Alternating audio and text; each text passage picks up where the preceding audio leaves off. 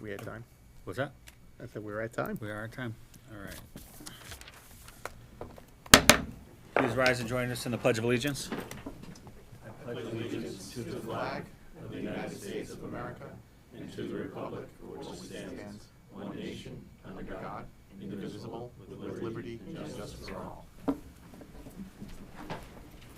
Good evening and welcome to the Attleboro School Committee meeting of Monday, April 25th, 2022.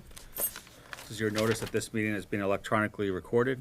We're going to start tonight with our public hearing on the 2023 budget.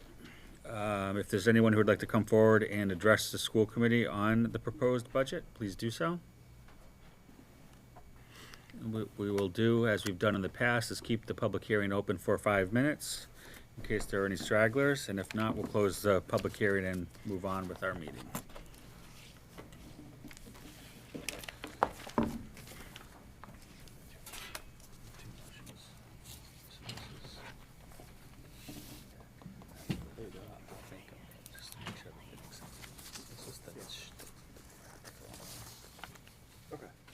Everything else we'll leave.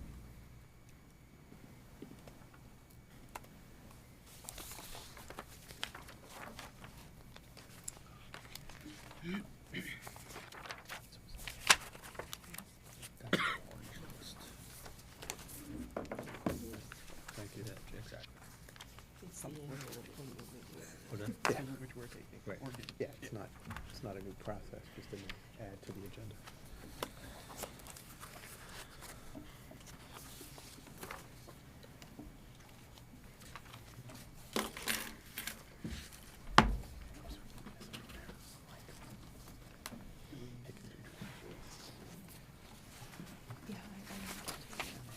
No, I guess a few of these things. City has to make the decision to turn it over to schools. That was Deb's last thing. All right. That work?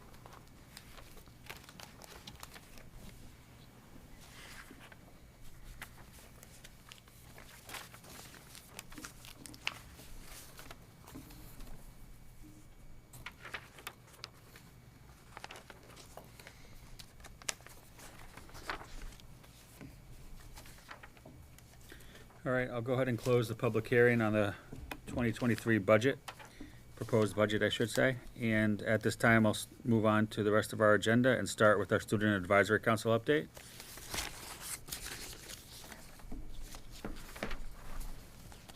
By yourself today? Yeah, unfortunately, my friend's at a track banquet, Okay. so she's celebrating. Good evening. This week's All Around Attleboro segment contains important information regarding the end of April and the start of May. For our SAC shoutouts, congratulations to the AHS 2030 class for having their compost initiative publicized by the Sun Chronicle.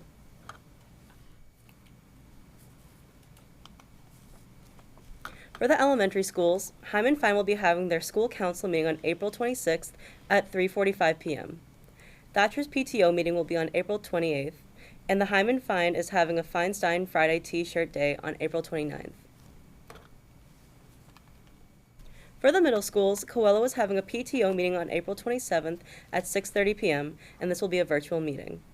Brandon will be having a career presenter from Rockland Trust on April 27th. Wamsutta is having a school council meeting on April 28th at 5:45 p.m., and Wamsutta's PTO meeting will also be on April 28th at 6:30 p.m. All middle school progress reports will be posted on May 6th. For the high school, Staff Appreciation Week will be on May 2nd. Students, get ready for the first week of AP testing, which will be happening from May 2nd to May 6th. If your student is taking the May 7th SAT exam, make sure to arrive early so you're able to check in and find your room assignment. For community engagement, commemorative t-shirts are available for purchase at the Lights Out website. Tickets for the June 18th Lights Out extravaganza are available at the Lights Out website as well. This information is also available on the Attleboro High School Facebook page. This concludes my segment of All Around Attleboro. Thank you. Thank you very much. All right, so next on our agenda is our spotlight event, but we're a little bit early for the AVA Academy. So what I'm going to do is, I guess, use the extreme power of my position and move some things around on the agenda, and we'll start with the bi-county collaborative update in the business agenda. And at this point, I would entertain a motion to appoint Superintendent David Sawyer as the bi-county collaborative representative for the Attleboro Public Schools District for the 2022 to 2023 school year. Second.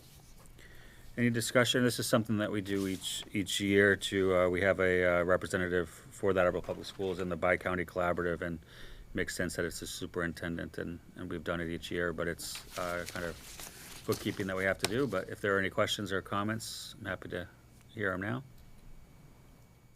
All right, then I'll entertain a motion. Sorry, the motion has been made. All in favor? Aye. Opposed? Motion passes. All right, next, we'll go ahead and handle our minutes from our April 11th, 2022 meeting. The minutes were circulated with your materials. Do we have a motion to approve? So moved. Second. Any discussion, changes, or edits? All right. All those in favor? Aye. Motion passes. Consent agenda tonight. Motion to accept a donation in the amount of $100 from an anonymous donor to the Attleboro High School gifts donation line. So moved. Second. All in favor? Aye. All right, motion passes. And the AVA is here at 6:30, correct? Yes. All right. So what we'll do is we'll go ahead and start our business agenda, and I will ask the superintendent to make his report, and we'll handle the budget after the fact, but he can do the rest of his report now. Thank you, Chairman. I just have two brief updates for you today. One related to our administrator vacancies. As I told the committee just prior to the break, Kay Campbell has accepted the position to be principal of Attleboro High School. We're very excited to have her on board.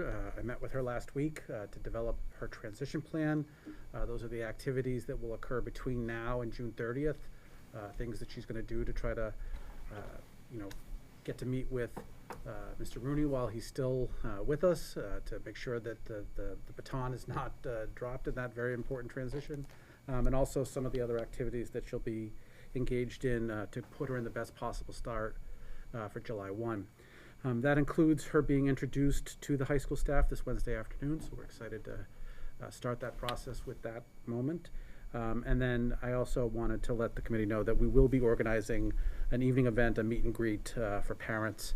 I know that several have reached out hoping a chance to hear from her and to get a chance to meet with her. So that is something that we will be planning in the coming weeks, and I'll keep everybody informed exactly when we nail down those details. I also wanted to let you know that The assistant principal processes at Hyman Fine and Hill Roberts have concluded. We hope to have announcements for you by this Friday's update in terms of exactly who those individuals are. Got a little bit left to do to be able to do that, but making real progress there as well. And that our plan here is to, have all of our new administrators in to be introduced to you personally sometime before we wrap up the year. We're running out of dates, so that'll be certainly in the next couple weeks. Let you know when to expect that, but we know we've got a long list of people that you've seen names in print, but it's important to be able to put a face on that, and we will have those people in shortly. So that's my update on the vacancies. I just had a quick update about the budget for your consideration when you get to that discussion later. First, I wanted you to know that the House passed their version of the budget, and in that budget they did not change the governor's number, right? So the Chapter 70 was not altered by the House budget. The only change that the House made that's relevant to us is that they did increase the circuit breaker amount slightly, so that would be a positive for us if that ends up being in the final version. And then the next step in that process is the Senate budget, but I just wanted you to know that the numbers that you'll be talking about and considering for passing for our budget were not altered by the state process in the latest stage. So that concludes my updates. The only other thing under my business is asking for you to approve our proposed schedule for your meetings next year. Yep. So next, well, first, before we get to that, any questions to the superintendent on his update to the committee tonight? So next item is the proposed school committee meeting schedule from September 2022 to August 2023. This proposed schedule was circulated with your materials. It's the same as we've generally done the last several years, which is essentially 2 meetings a month, except for July and August when there's one. So at this time, I'd entertain a motion to approve. So moved. Second. Any discussion? The only thing I would say is this is obviously, subject to change given, things that come up or needs or special meetings, but this at least gives us a plan in the community, an idea of when we'll be meeting, so. All in favor? Aye. Next, we have a proposed subcommittee schedule. That's been circulated with the materials, and this is from September 2022 to June 2023. Again, same general dynamic of how the schedule has worked in the past with policy and finance and budget meeting every month, policy and personnel meeting most months, and then infrastructure, facilities, and teaching and learning meeting every other month. Any questions, Mr. Frappier? The Teaching and Learning Committee did discuss a few weeks ago the potential for adding a few meetings. Okay. If we approve the schedule tonight, are we able to modify the schedule in the future? Absolutely. Yep. Excellent. All right, thank you. Any other comments or questions? All those in favor? Aye. All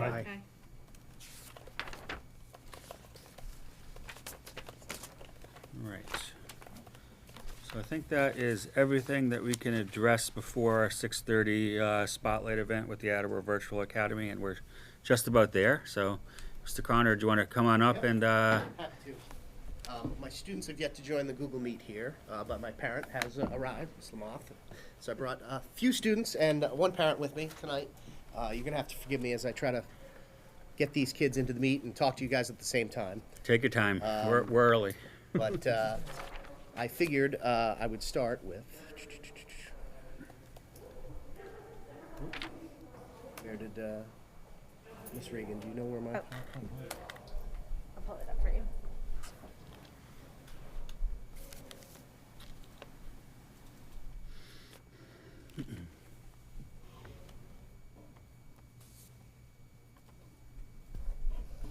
All right. And I'll just hope they're there on the other side when I click off of this PowerPoint. Thanks for having me. Happy to talk about the AVA tonight. It's been an adventure. The amount of student movement in June, July, August, September, and October was pretty crippling at times. We had a lot of kids who wanted to be AVA and then didn't, and a lot of kids who wanted to be in person, and then as September 1st rolled closer, changed their mind. So it was a big scheduling challenge to accommodate all those kids. but we did get it off the ground, and I'll just give you kind of the state of affairs of where we are. So we're one distinct school, but we serve a lot of different constituencies. We have full-time AVA students that are 100% with me. Over the year, we've had 77 students in and out of between my program and the high school, and my program and Miss Hickox's, ACA. So we had 77 total students, and we've had a pretty stable number since, about January of 48 or 49. We're at 48 as I speak to you tonight. And as I said, there was just a tremendous amount of switching back and forth. We also serve students who are hybrid AVA, who are with me a part of the time and part of the Attleboro Community Academy or part of the high school part of the time. We have a few AVA students who go to the high school for 1 or 2 classes. They're usually CTE classes. And we also have students from the ACA who are taking classes with me to pursue an ACA diploma.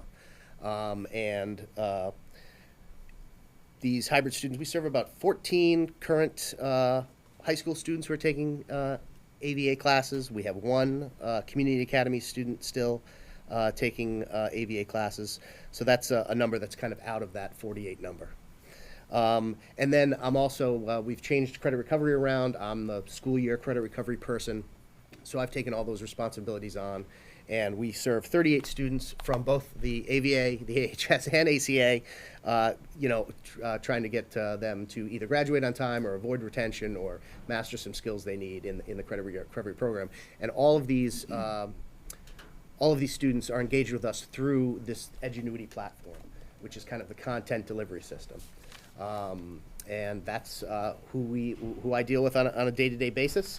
And I could speak, in the question and answer portion if you want to talk about any of the individual kind of hybrid students. But for the purpose of this presentation, I'm just going to focus on the full-time AVA kids.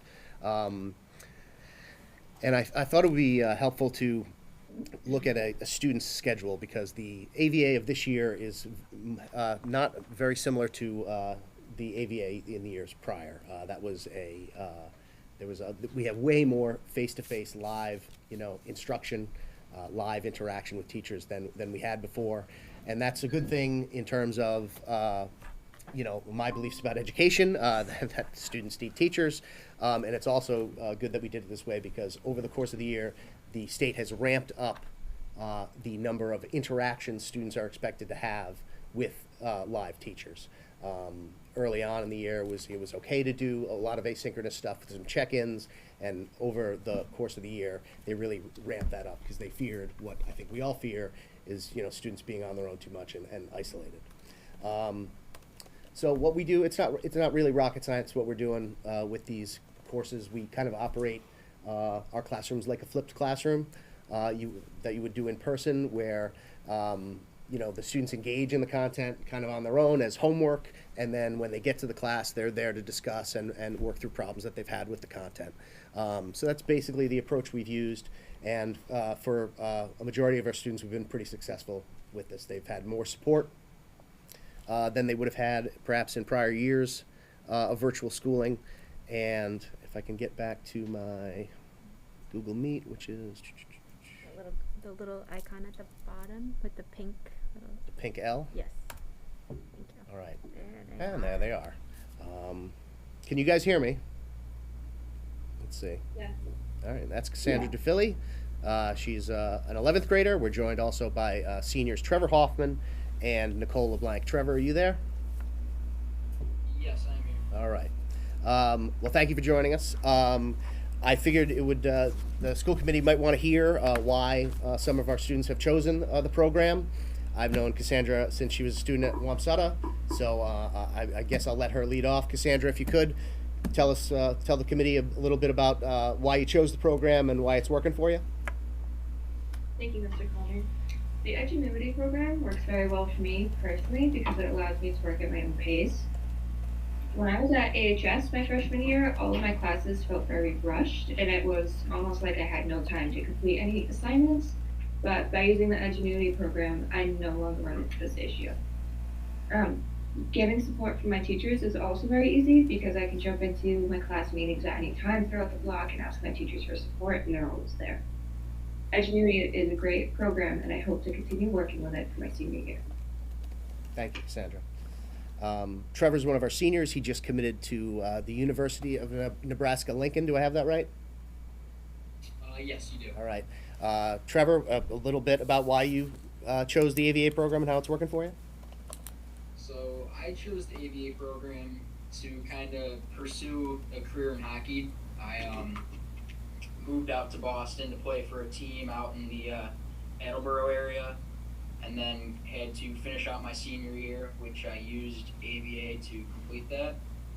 And kind of similar to Cassandra said, it worked very well for me because I was at my own pace. I could complete assignments as I got to them. I didn't really have to wait for other students, so if I got a topic, I could just move on. If I needed more help with something, I could hold back, work a little bit longer on that. So all kind of worked out in a good pacing for me. Teachers were also always available, quick email or jumping on like a Google Meet with them. I was able to get help with anything I needed. So it worked very well. Thank you, Trevor. Nicole? All right, thank you. Jumping back off what other people said, it's definitely a self-paced thing. That's really great. For me, I found that in a lot of my classes that they went a little slow, so I have the ability to go at my own pace, which can be either fast if I already understand something, and then slower if I don't. So, and then I originally started because of the virus, but I decided to do it this year because I found that the program worked for me. So it gives me a ton of flexibility in my schedule, and yeah, just like everyone said, it gives you self-paced stuff. And I think it's a good alternative for students who aren't comfortable in the normal school environment. So, yeah. Okay.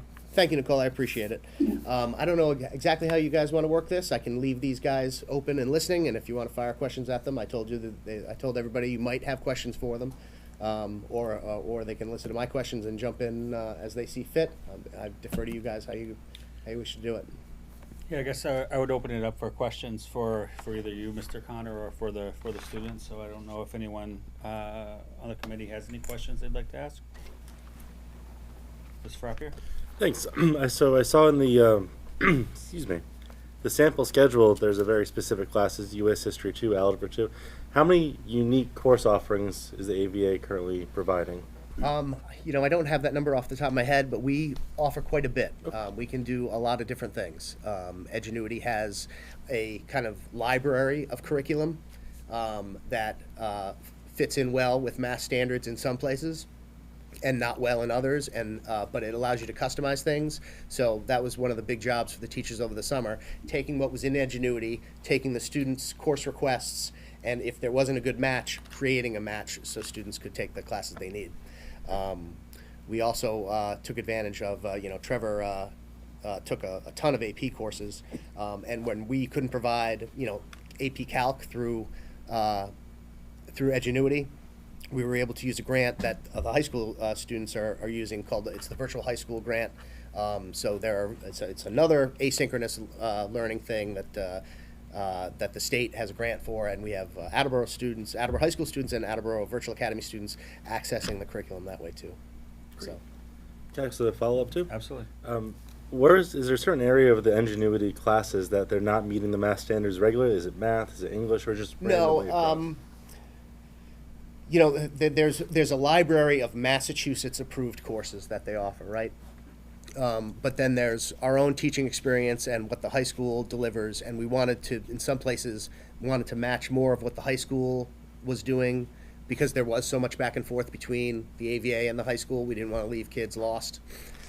So there were some that we needed to add more to because the high school did them in a more thorough fashion or focused a little bit more on a certain thing. So we tweaked them in that sense. Great, thank you. What services are made available for students for like social emotional needs and kind of holistic child or young adult needs? All the resources of the high school are able to be accessed by our students. The adjustment counselors, the psychologists, special educators, 504 services, all those things, we kind of, as student need pops up in the AVA, I can draw a little bit from the high school. We also have one of the blocks of the day, which I don't want to go back to that slide yet because I'm afraid I'm going to lose these guys, is advisory.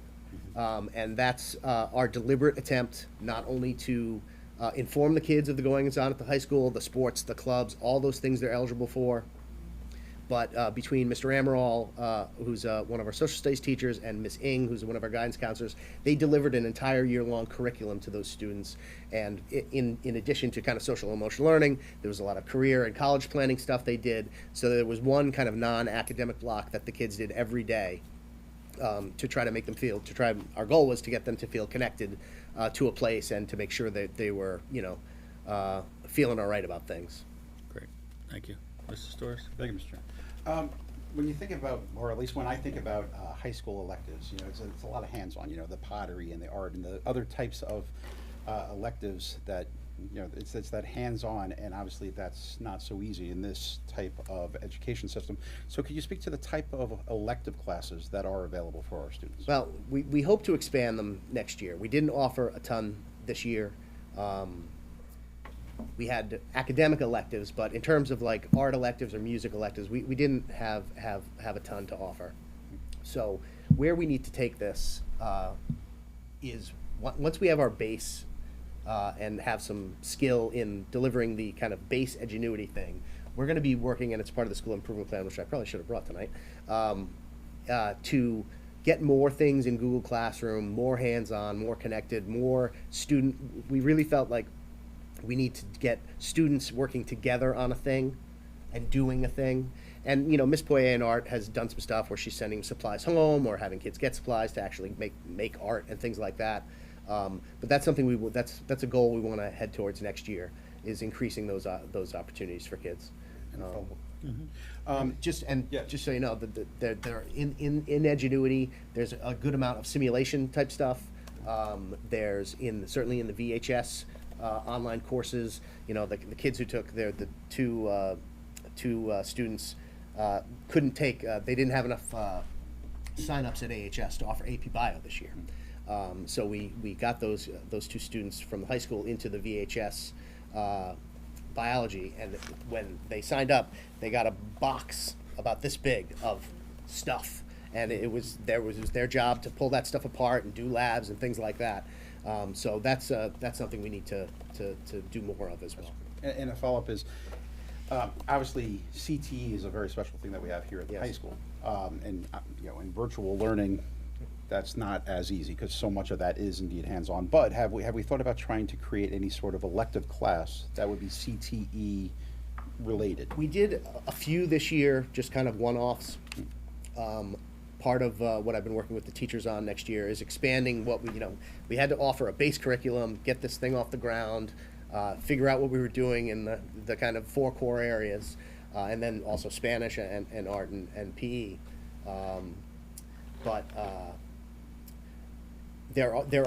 We did buy, as part of the package, a list of CTE electives that they could take. The problem was that none of the teachers really felt comfortable, saying, I can't walk through the kids through web marketing. But next year we will be able to. We've had them looking at classes, looking at things they might be able to offer kids, so we're hoping to offer. And as we're mimicking the high school schedule even more next year, so we're going to have an extra block in our day. We have 7 right now, we're going to 8, just like the high school.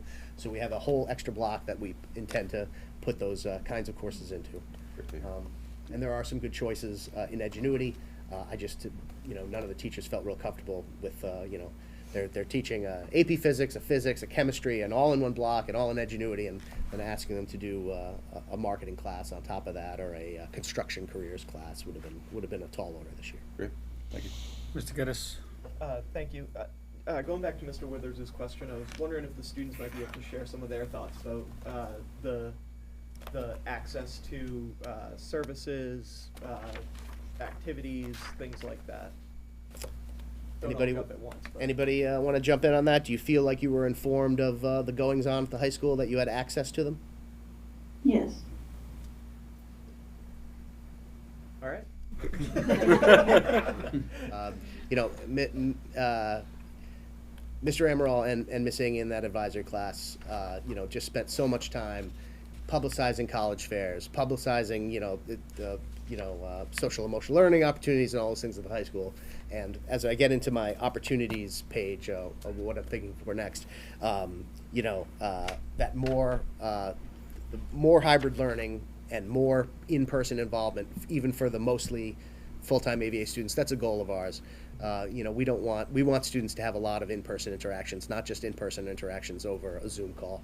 We want to get them more involved. And we had kids go to dances, and we had kids show up at events and things like that, but we really want to make that an effort. And we're hoping as the COVID concerns hopefully keep to dissipating, we'll get more students doing that. Mr. Larson? Mr. Connor, it's great to see you again. Good to see you as well. And I don't know if my question is maybe getting ahead of the presentation a little bit, but I know how we're getting the program up and off the ground now, and I'm hoping that has the same success that the ACA had, because that's really reaching a lot of students that we need to keep track of and help. But I guess where do you envision the program like 3 or 4 years from now? And I don't know if the superintendent wants to help with the answer to this, or if one of you wants to wing it. No, I mean, I'm going to speak to that a little bit towards the end. Okay, well, I'll wait then. But while I've got the students here, I don't want to leave them hanging. If you've got anything else for them, all right. Cassandra, Trevor, Nicole, thank you very much for showing up. I really appreciate it. Thank you. Thank you. Thank you. So, getting back to where we were, which was here.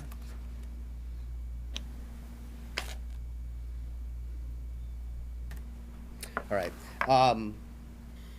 Because you asked, I'll go right to the opportunities. You know, the research is becoming more and more clear that full-time virtual school isn't good for most kids. And in fact, it's not good for a huge majority of students, right? So where I think this program should land is with a lot of hybrid learning. With more high school kids taking 1 or 2 classes with me, and more mostly virtual students doing more things at the high school. I think that's where it needs to land. I think we need to offer a fully virtual program for a very, very few students, I don't know, under 10, because that's what they need. But for the most part, where we can really make hay with this thing is the choice we can offer kids. When the high school can't run a course, we can. Where I can't offer track and field, the high school can.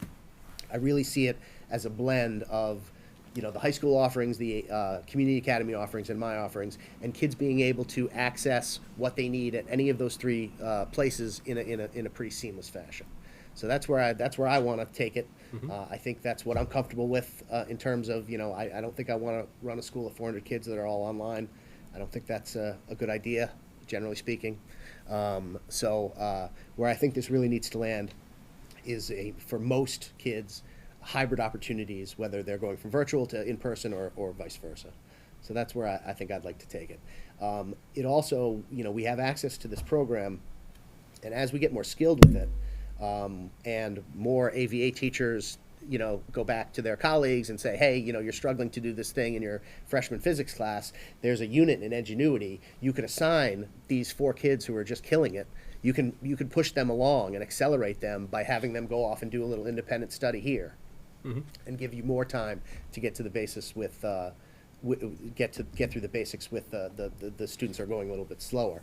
And I think that can work quite well in terms of both remediation and acceleration for kids. So it'll allow the high school teachers to personalize instruction in a way that they can't, and it's just kind of harnessing technology to further personalize instruction.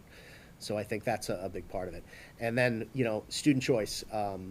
Edgenuity is a big company. They don't appear to be going away. Their market share is pretty high, and I think there's going to be pressure on them to improve their offerings, to expand the choice, and you know, as they proceed, so will we. And we'd love to be able to offer. You know, there are literally hundreds of courses out there that we could never, ever, ever offer at the high school, but we could through Edgenuity, and we should leverage that opportunity. Great, thank you. Mr. Storrs? So, talking about hybrid, so do you envision a hybrid type class being where 1 day a week, 2 days a week, they might be fully in the high school while the other 3 days they would be remote, or would it be more of as needed? It's kind of an as-needed thing. Okay. I imagine trying to front load, maybe a virtual class to start your day, and you show up to the high school for third block, or vice versa at the end of the day. We did have students kind of show up in the middle of the day for a CTE class, and that was a big challenge. The one student chose not to continue that after really trying hard at November. A portion of your day, an X block after school with a teacher, those kinds of things. That's what I'm imagining. I would love to be able to work it out. Because I can see a lot of benefit if 1 day was dedicated to the on-site learning. Scheduling wise would be a nightmare, but that's that's what we hire you guys. Yep. But then having the remote for the other times, I could see something like that being extremely successful. Yeah, I agree. I'm so concerned with the amount of transition we've had between in-person and virtual. Aligning the high school schedules and aligning the kind of pacing of the curriculum is really, really important to me. So I'm going to be as flexible as the high school allows me to be, and but I agree with you that the kind of a virtual study day, I think that would be wildly popular. I don't know if that's doable next year, but certainly something to think about. Mr. Frappier? Sure, thank you. Might be a little bit outside the realm of what we're doing today, but given that more colleges are offering online programs, online classes, has there been any thought to the AVA hosting early enrollment programs, partner with BCC or something similar with the state? Certainly, next year, getting involved in what's going on with the early college planning and grant is part of what we're going to be exploring next year. I haven't done too much of it, to be honest. Great. But it's on the table. That's good. Anyone else? No? Well, I went over the kind of good things, and I'll just tell you my concerns before I go. I don't like leaving on a bad note, but that's kind of my style. My concerns immediately are enrollment.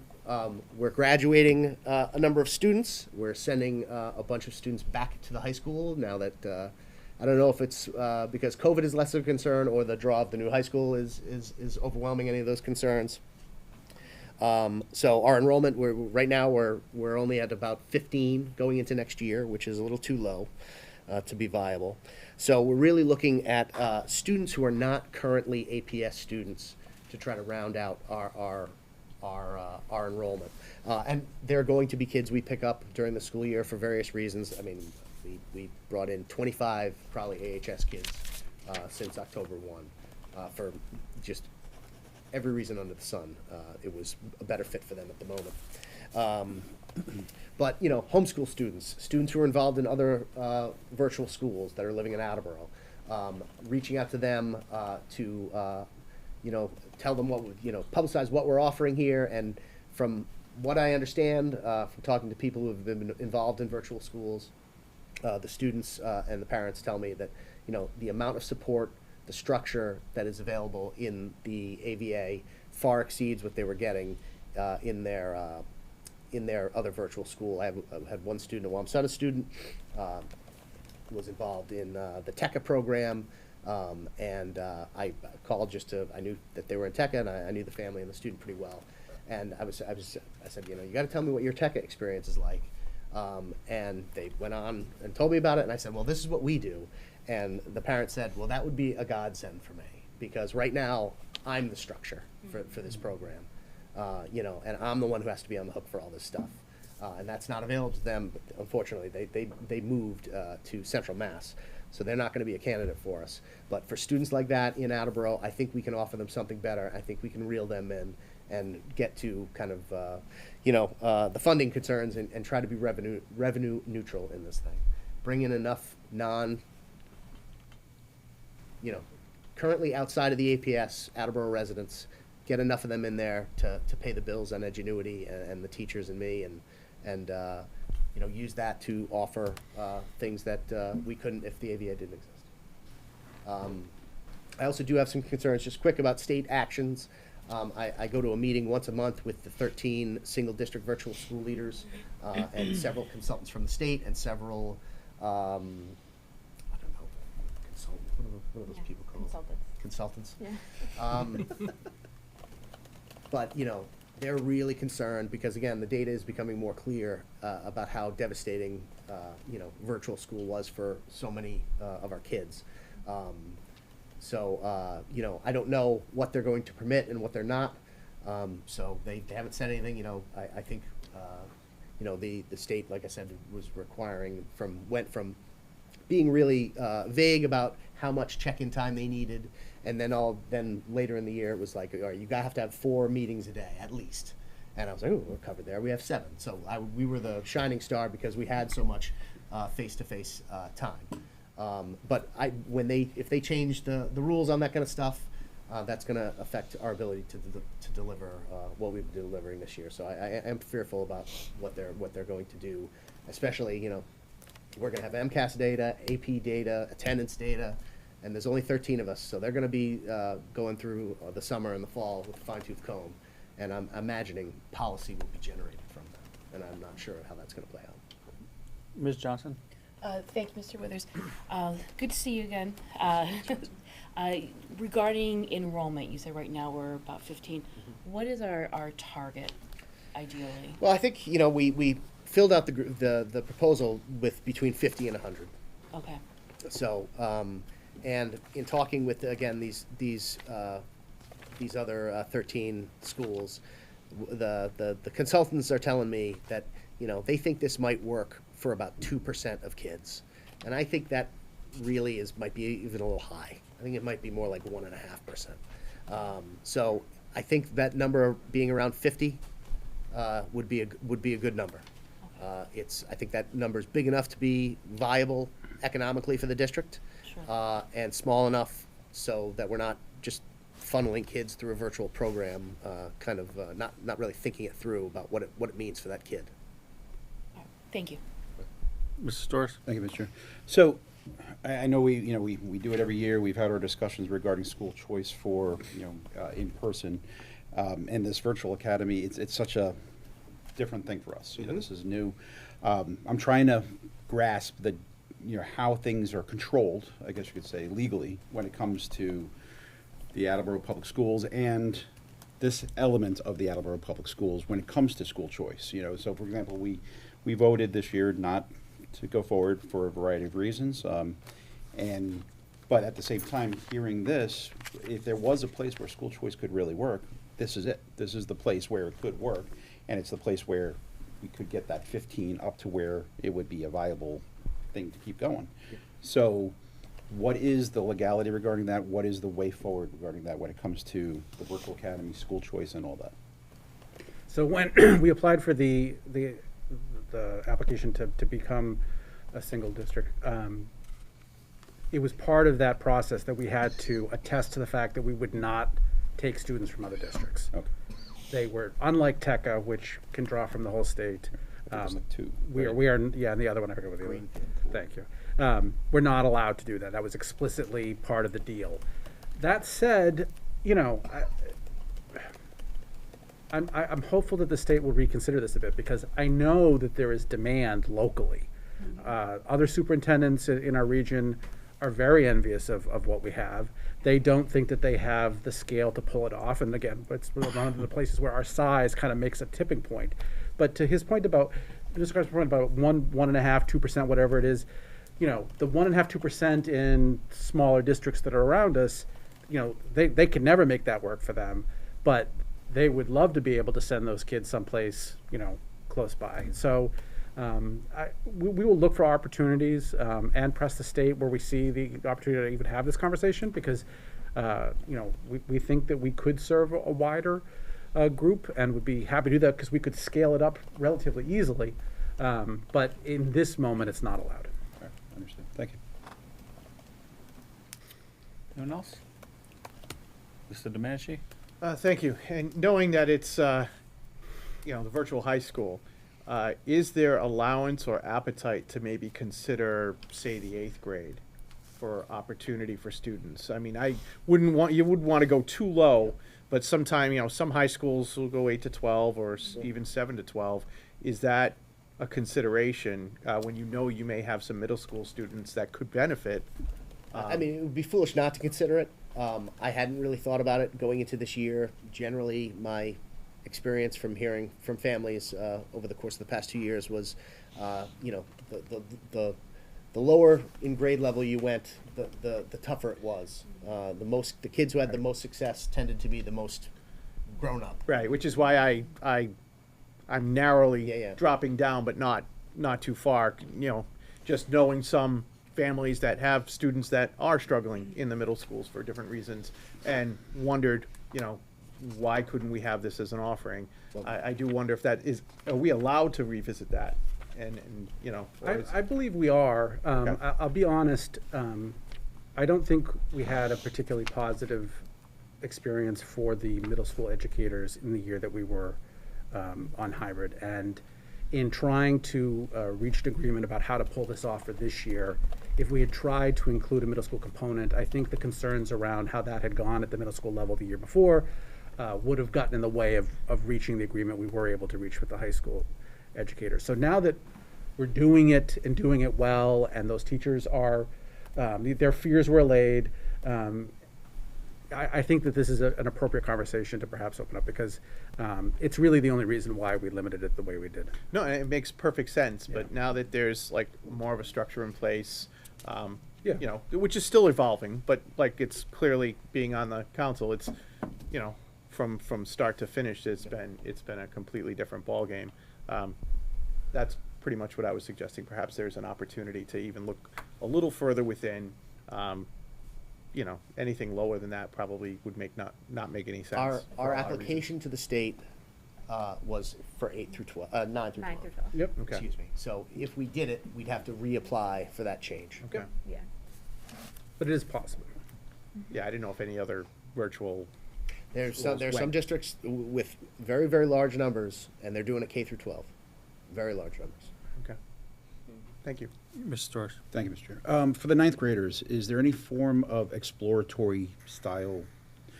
Are we looking at that? Because that seems to me a very positive area to create a class, a single class for the ninth grade students. I'm sure we don't have a lot of ninth grade, but still.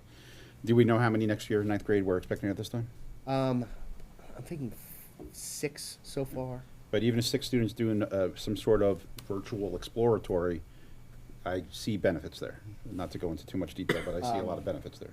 No, there absolutely is. Even for the students who weren't in exploratory, those that are coming back, we've gotten them with their guidance counselors, and they're on wait lists for programs just like everybody else. Because of the popularity of the programs. No, we doing more exploratory stuff, more CTE things. That's all things we should be considering. Right now, we don't have too many freshmen coming up. So I'm kind of focusing on making sure we have the electives for the kids who've been doing this 2 or 3 years, having satisfactory electives for them to get them what they want, and then we'll, when I start seeing a freshman sign up, I'll start worrying about what we're going to do for the freshman. Thank you. Okay.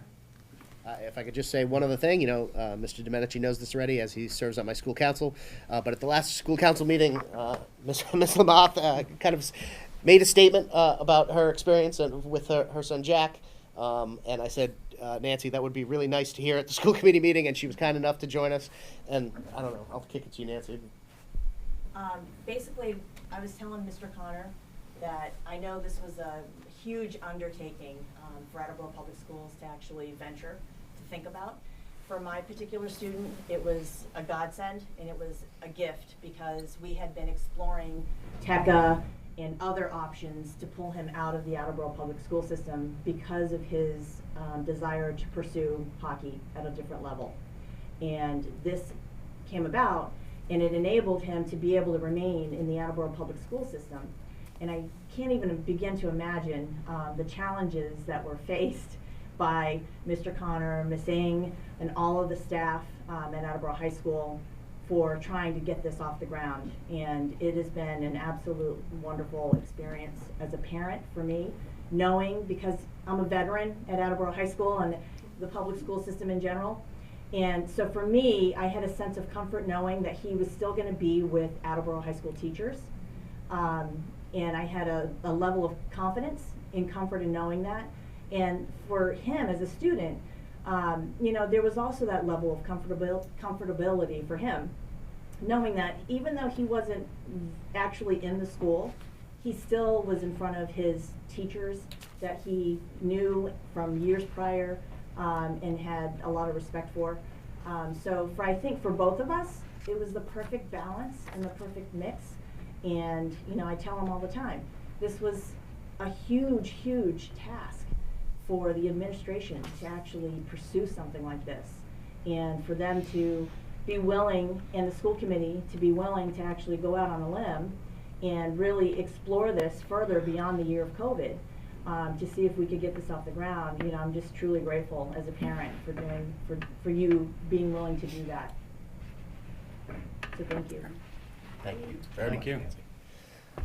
So that's it for me. I just, you know, I'm the only full-time employee of the AVA. It's just me. But we have a bunch of teachers, and I would like to thank them all in my name because they've done a very difficult thing. They've started something new, and you know, anytime you're serving two masters, they've got their 3 classes a day with you know, Mr. Rooney in the high school, and then they got their 1 block with me, right?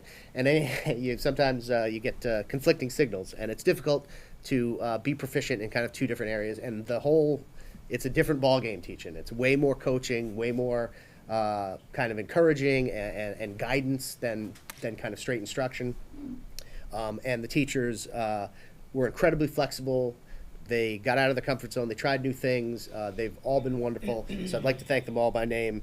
Mr. Amaral, Miss Bedetti, Miss Goyette, Mrs. Krieger, Miss Medeiros, Miss Malore, Miss Ing, Mr. Parker, Miss Pereira, Miss Proyer, and Miss Skirker just did a masterful job of making sure their in-person responsibilities were met, as well as starting this new thing for these students. So I just wanted to list them all by name. They did a wonderful job. Okay. Thank you, Mr. Connor. All right. All right. Thank you for your presentation. Thank you for your students, and Thank continue you. the good work. All right. Appreciate it. All right. So we haven't been following the agenda tonight, so we'll just continue with that trend. We have 2 items left. We have the current high school items and the budget, and I'm going to go ahead and take up the items regarding the existing high school and discussion of surplusing materials and items. As we all know, the building we're in now is not long for this world. We're pretty close to moving next door, and as part of that, this building will be coming down, and as such, we have to move some items over to the new building. We have to have the city agree that certain items are surplus and essentially trash. And also, as Mr. Geddes has been working on and keeping us updated on, there are some items we'd like to turn over to have sold at an auction for fundraising for the school department, or for the city, and hopefully ultimately for the school department. So for that purpose, 2 motions that I'd like to bring forward tonight regarding surplusing items at the new high school. The first has to do with Mr. Geddes's, the event Mr. Geddes has been working on with the BPAC on June 18th to be able to sell some items and then have those, the proceeds from those items hopefully come back to the schools, just as a way of explanation. As you'll see in the motion, the way that this works is that the items would be declared surplus, and then when they were sold, the money actually goes to the city, and then the hope is that the city would then, the mayor would send it down to the city council, and the city council would vote to send the money back to the schools for purposes to be determined.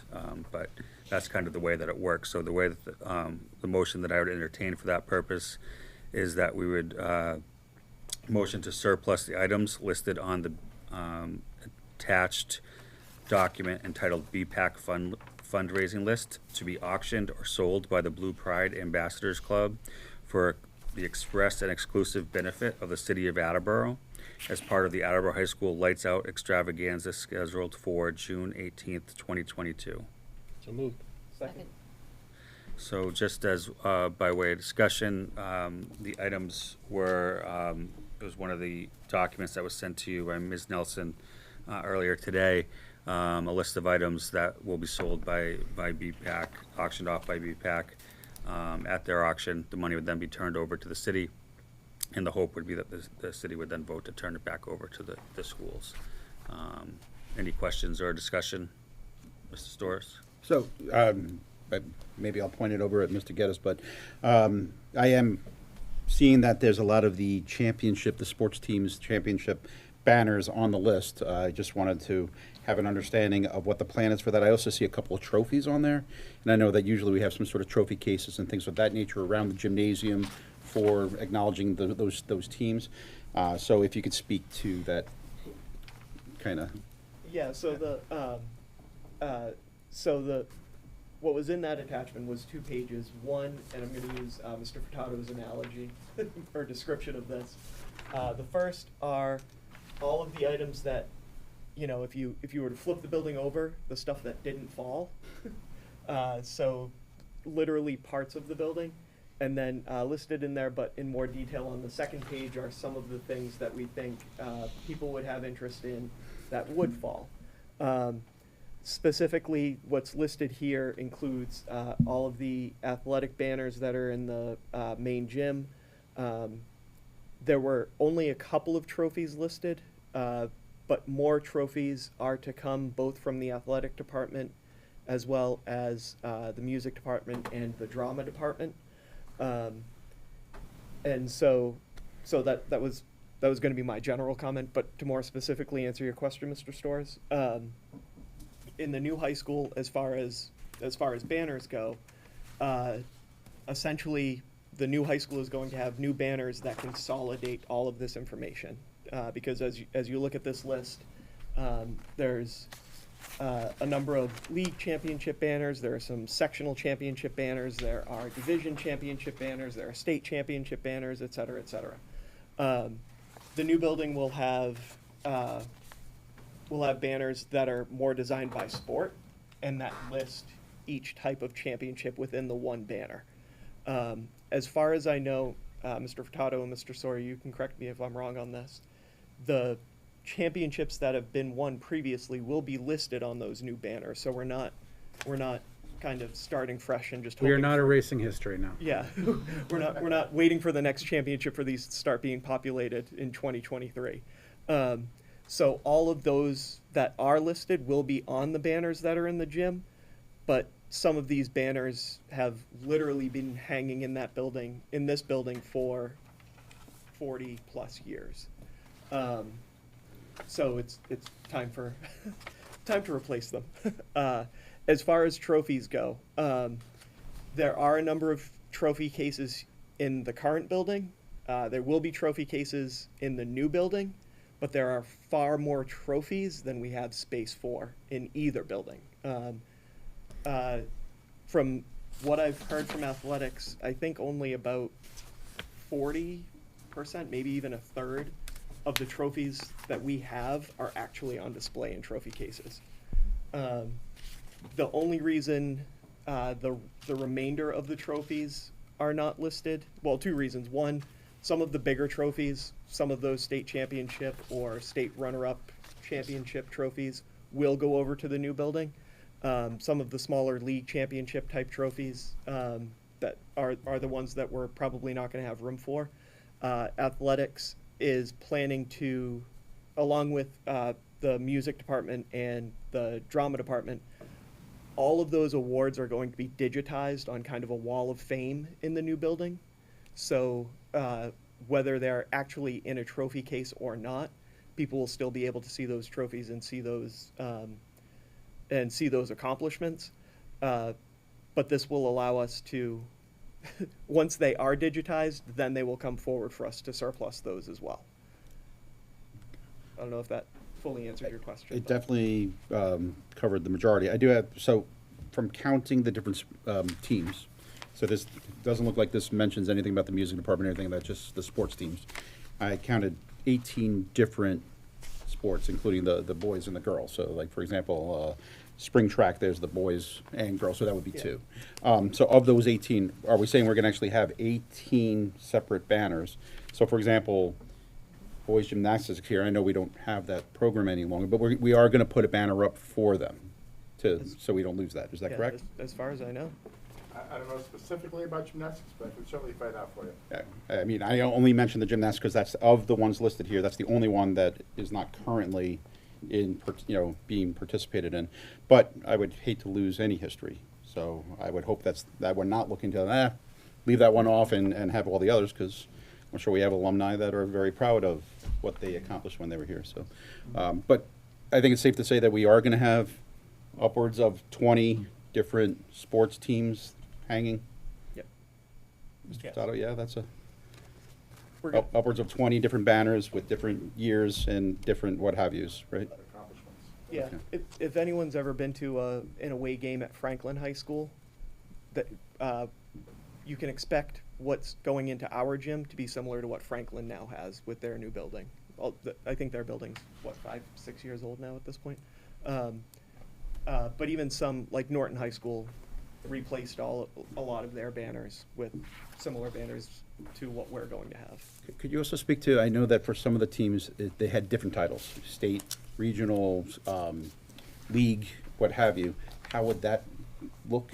Yeah, so it's going to be, instead of multiple rectangle banners that hang, I'll say, horizontally along the wall, it's going to be banners that hang vertically, with the top section being league championships, the next section being, I think it's regional, sectional championships, then followed by state championships. And then like a national title or something? And then I think, and Mr. Furtado can correct me on this too, but I think for national champions, they would get a separate banner. I would think so, yeah. Because the typical banner will only go up to state championships. Right. So, for example, I think there's only one. Yeah, there's, but even so, like boys cross country, there's a state championship from 1971. So the other, and then there's league championships, 1, 2, 3, 4, 5, 6, 7, 8. So that the boys cross country banner would have league champions, and then all 8 years listed, followed by a sectional or regional championship, and then under the state section would have that 1971 listed. Understand. And then the next time we win one, we'll get that year added. All right. That summarizes. Thank you. All right, any other questions on the motions? On the motion, excuse me, Mr. Geddes? Not so much a question, but just to expand a little more on the items that won't fall. We're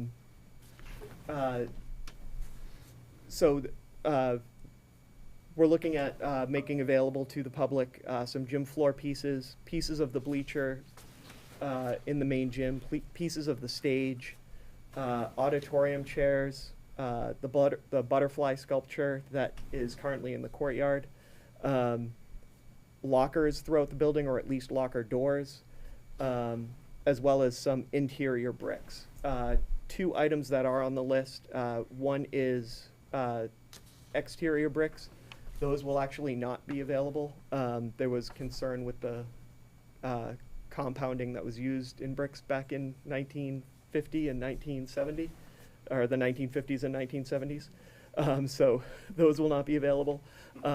We really had hoped to use pool tiles as well. Unfortunately, the way they were installed in the pool, we can't get chunks of pool tile up without, short of it being like, here's 4 tiles and half of 8 others. There's no easy way to get the pool tiles up, so we're not going to be able to make pool tiles available as we had hoped. There will be some additional items to come that may not necessarily be made available to the public through the blue lights through the not the blue light sale, through the lights out extravaganza, but items that we do want to see go to specific places for sentimental or community benefit reasons, and we'll be working with the city on those as well, and bring those out in future meetings. Mr. Chair, regarding the banners, each team that's won something will have a banner, and each team that currently exists, whether or not they've won something, will have a banner. Because I'm sure we will win in the future. Okay. Thank you. And I will say, for those of you that don't know, our project, the Consigli site manager, Steve Johnson, was born and raised in North Attleboro. So having to sit in meetings and talk about trophies with someone from North Attleboro has been very difficult, especially over the last couple of months. So to all future Attleboro High School athletes and current Attleboro High School athletes, let's start filling those banners sooner rather than later. Mr. Frappier. I do have one. So, for the motion, we have a discussion of surplus in the materials. Are we treating the blue list and the orange list in separate motions, or are we doing one big motion? Yeah, so the blue list, this one was for purpose of the committee, and what you received, the blue list was the list entitled BPAC fundraising list. So that's what this motion is about. And then the second motion will be the orange list, which is essentially the trash, so to speak. Thank you. Yeah. Mr. Geddes? And that's not to be confused, at some point we may come out with a second blue list. Actually, we won't have to take any action on that blue list because, so the high school staff has been going through and identifying, color coding, so to speak, literally everything in the building, all the way down to textbooks that were published in probably the 1980s, and identifying them as blue, white, or orange. So this orange list that we have tonight are all the stuff that is really just, like Mr. Withers said, we're not going to have any use for. The items that are in blue are things that are going to be going to the new high school, and the items that are white are somewhere in between. No. I'm sorry. It's okay. Because I think for purposes of what the committee received today, and so the orange list we're going to take up in a second. The blue list is the items that we're turning over to BPAC, Blue Pride Ambassadors Club, to auction off. The proceeds to be turned over to the city. So that was one of the two, Mr. Frappier, that was one of the two attachments that were sent today. Mm-hmm. Thank you. Yeah. Any other questions? Just one quick one.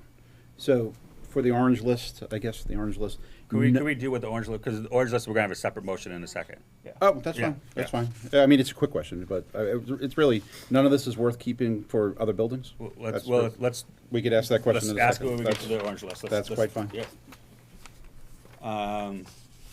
So just to reread the motion that's been seconded and discussed, it's a motion to surplus the items listed on the attached Blue Pride Ambassadors Club fundraising list, which is what we've been referring to as a blue list, to be auctioned or sold by the Blue Pride Ambassadors Club for the express and exclusive benefit of the city of Attleboro as part of the Attleboro High School Lights Out extravaganza scheduled for June 18th, 2022.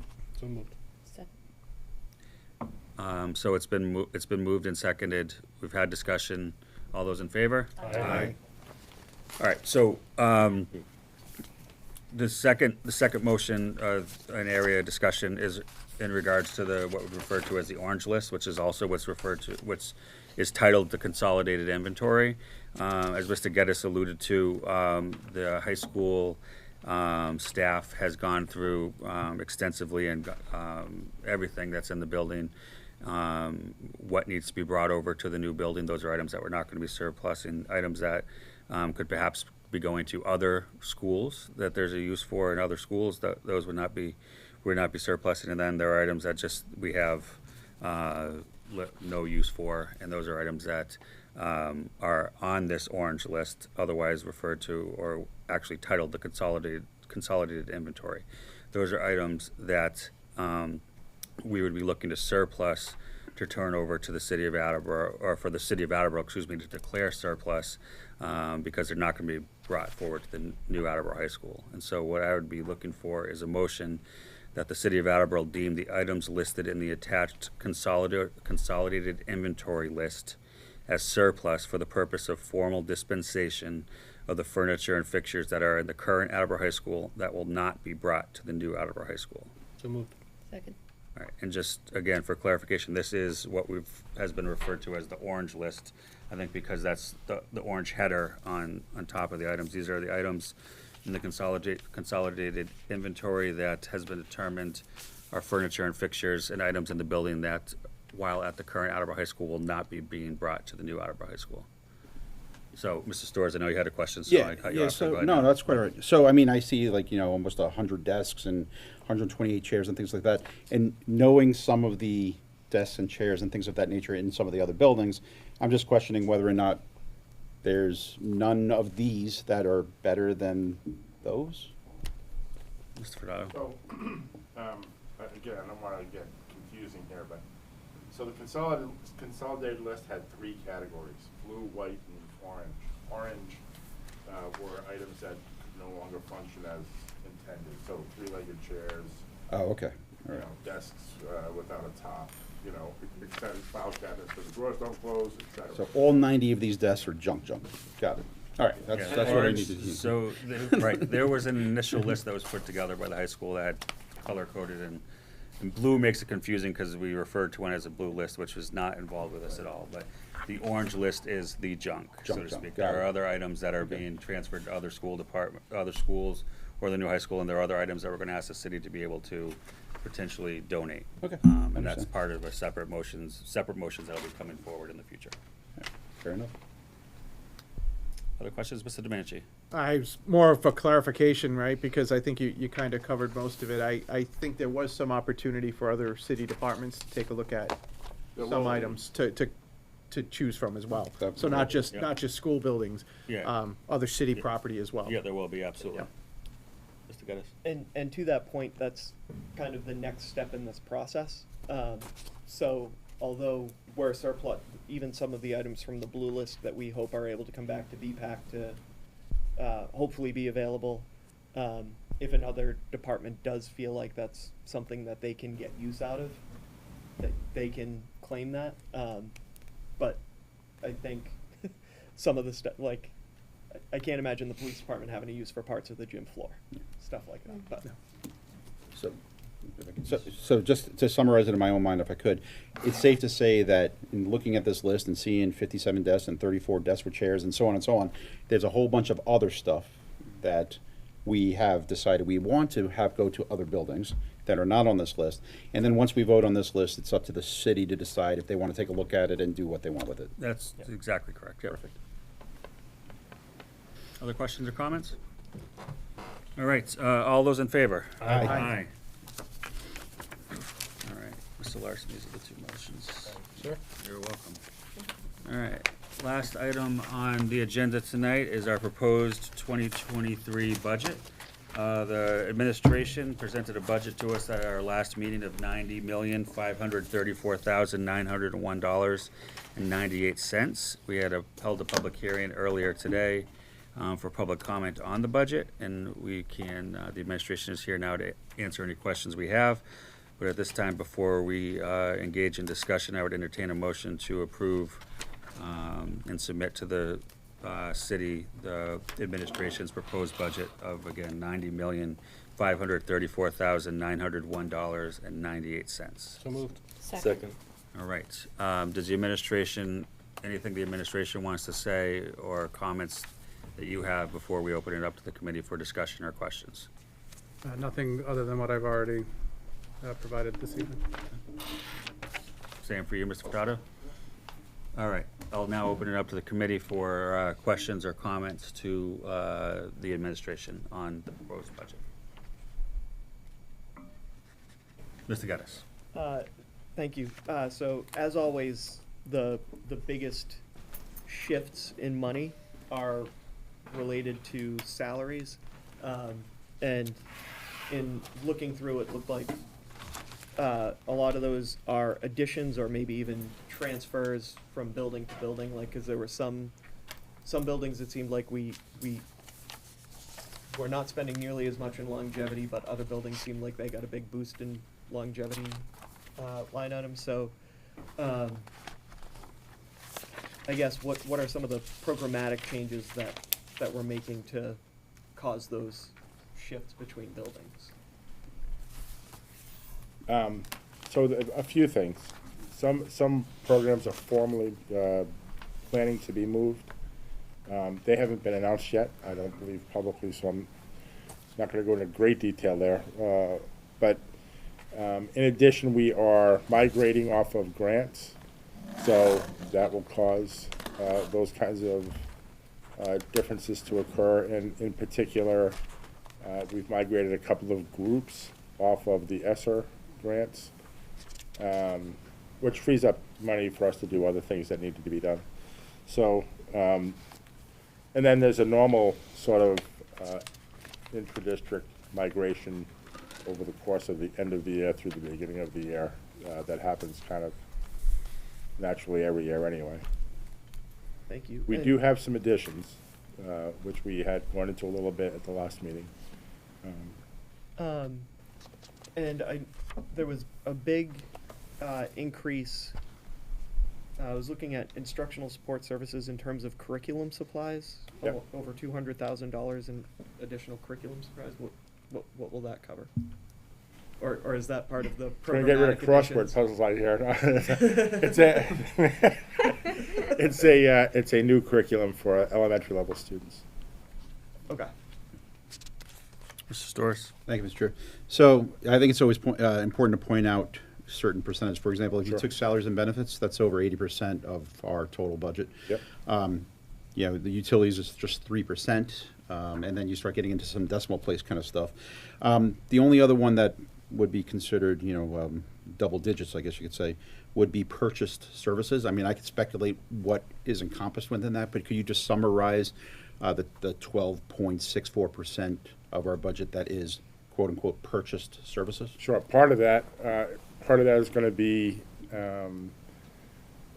transportation and we used a big number for transportation, and as the committee knows, there's a pretty significant driver shortage. As the committee also knows, a pretty significant increase in the price of fuel, which are number one and number two in terms of cost structure for a transportation provider. So our concern for the new contract, we're in a contract year. As a matter of fact, we have an opening this week. Was a pretty significant number. We don't, you know, at the pre-bid meeting, we had one vendor show up, so we're still in the situation where there isn't competition, and we're going to see what the number presents itself as at that opening. We have the right to refuse the number and go back out if we need to, but I didn't want to be modest in what our expectation was. Same thing with facilities, which again is almost, you know, 90% labor, like our cost structure, and you know, with both with difficulty in attracting labor and in the changes in the minimum wages in the state of Massachusetts, it's going to be a challenging situation, and that's a $2.5 million contract that's going to get significant. So I'm sorry, Yeah. the number that's in here reflects that. all of those things, yeah. And the only other question I would really have is knowing the costs are going up in certain areas, food and what have you, and all these other issues going on with you know, the economy and all the other stuff. Is that taken into account into this budget? Yes, we've made some significant adjustments in people costs to reflect what we anticipate to be a very difficult situation going forward. Unlike what's been happening in the last 2 or 3 labor contract cycles, which were pretty steady at between 2 and 3. We've tried to prepare for that. But as always, it's safe to say that our wiggle room, as always, is still marginal, very, very marginal. You know, the yeah. 1 or 2% kind of thing. Yeah. Yeah. All right. Thank you. Mr. Geddes. Thank you. As I was looking at the facilities and maintenance sections, yep. We're looking at 31,000 in increases in water, sewer, rubbish, and pipe and backflow, and 31,000 in the course of, you know, almost $91 million is relatively small change, but those are bigger increases than I remember having seen in the past. Absolutely, yeah. And that's primarily a function of the new high school. However, in our budget meetings with the city, they did indicate to us it'd be rate increases for both water and sewer. Thank you. Residents beware. Can you refresh our memory of discussion at our last meeting, how many new positions are we looking to add in this new budget for next year?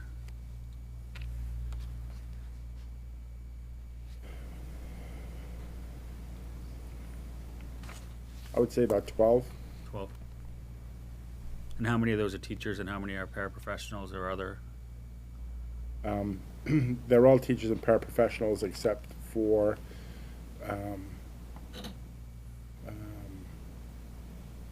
not coaches at all, teachers. So it would be 2 in maintenance. One is a painter that we've proposed to the committee, at the times, and they never had the budget to actually do it, as well as what I'm calling sort of a temporary apprentice. So we have 4 to 5 very highly skilled and long-term employees in the maintenance department who are all going to be retired within the next 18 to 24 months. So a massive drain of kind of institutional knowledge and experience with our buildings. Every building is unique, and so we're going to try to alleviate the impact of that by hiring an apprentice every 6 months to spend with a specific trade for that 6 month period, and then hopefully step into the job when that person retires, and then go back out, get another apprentice, and so on as those retirements funnel through. We don't have a big window. We're extremely concerned about it,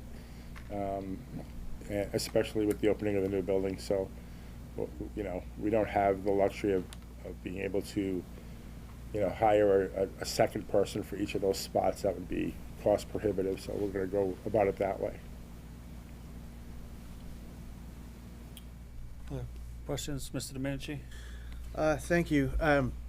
So if I recall correctly, I think we had something along the lines of 401 sophomores, up-and-coming sophomores being placed in CTE programs. Do we start to realize Chapter 74 funds next year for that piece, or is that a following? The following. That'll go into the October census and then hit us the following year. Okay. But the increases also reflect essentially the 5 new CTE programs. So that's 5 additional 5 teachers. I forgot those, by the way.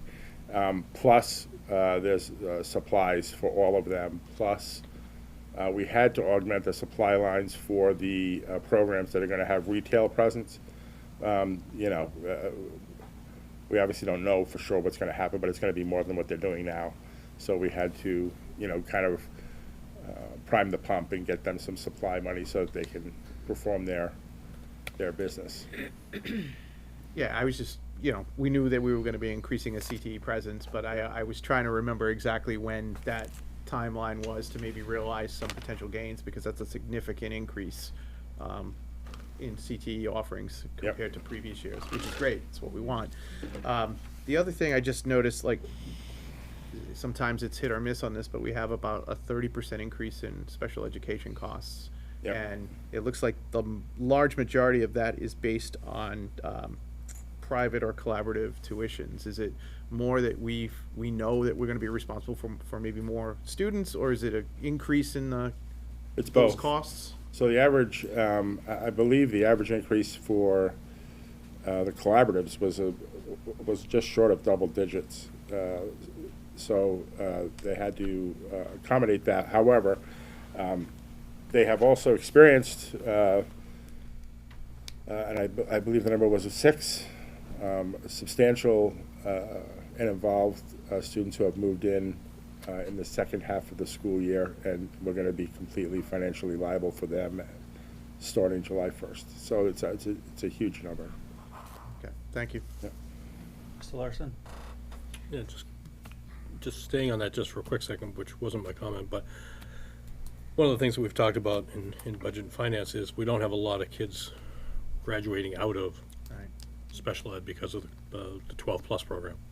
And so when we have more people moving in, it just adds to the program.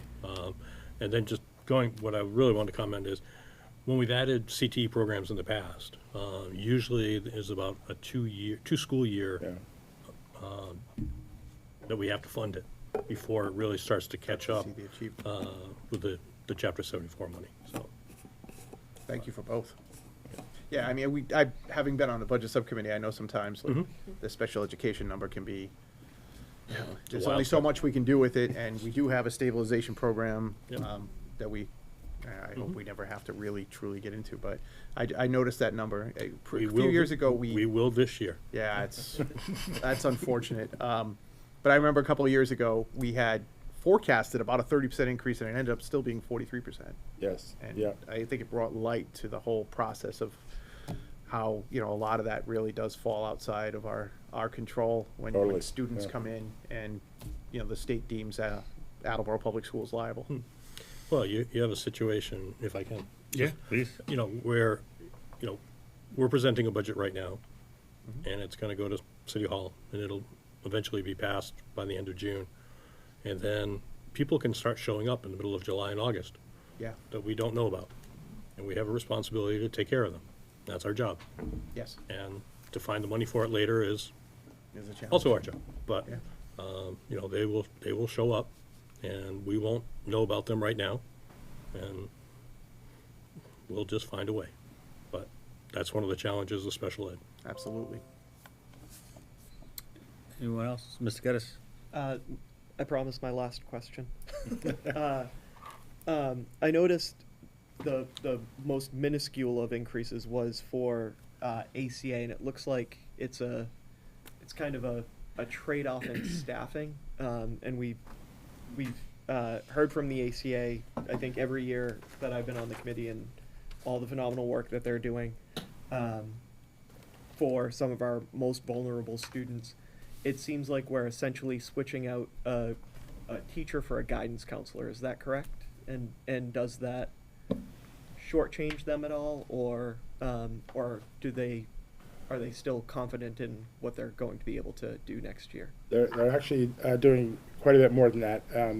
Up until July 1st, they've operated with hybrid staff. So because of scale, you know, they've gotten a third of this person and a half of that person. July will be the first year we're basically converting all of those pieces into wholes. Okay. And they'll have full-time staff dedicated to the ACA. Okay, so the numbers we're seeing are more net related, as opposed to like individual, because it looked like it was like 38,000 teacher salary going down, but 41,000 or something along. Okay. Yeah. All right. Awesome. Thank you. All right, so we have a motion to approve the administration's proposed budget of $90,534,901.98. I guess the only other thing that I would add, or things that I would add, is that, you know, it's an 8.8% increase over last year, which is certainly welcome. You know, the state corrected a lot of the errors that they've made in the past.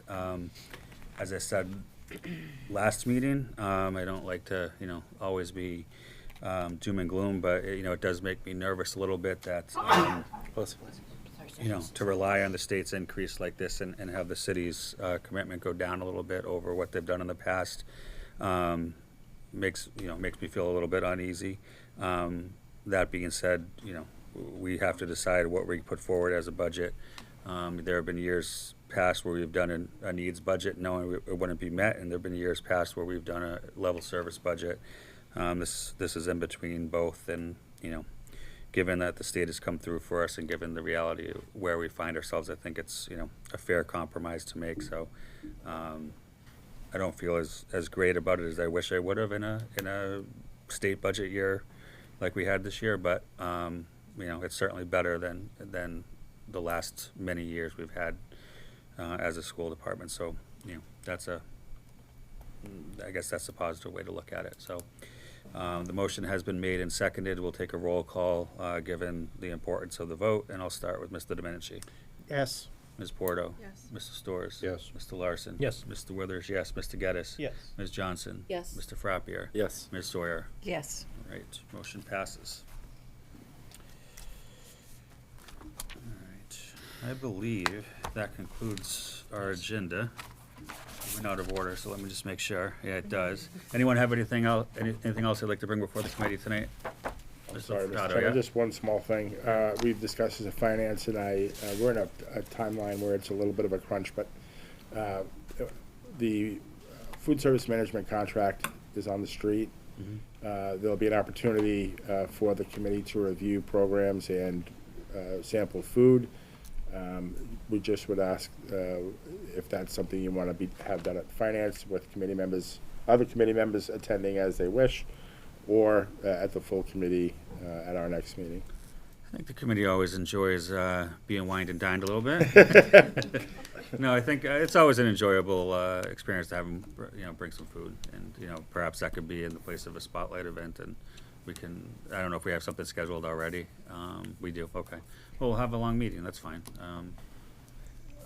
We do it every few years. It's important. It's an important every contract. 5 years. Yeah. So, yeah, bring them in. All right. Anyone else? All right. If not, before I entertain a motion to adjourn, I do want to open. It's not on the agenda, but we should allow for an open forum. If there's anyone who would like to address the committee tonight at open forum, they can come forward and address the committee. All right. I will close open forum, and I'll entertain a motion to adjourn. So moved. Second. All in favor? Aye. Thank you, everyone.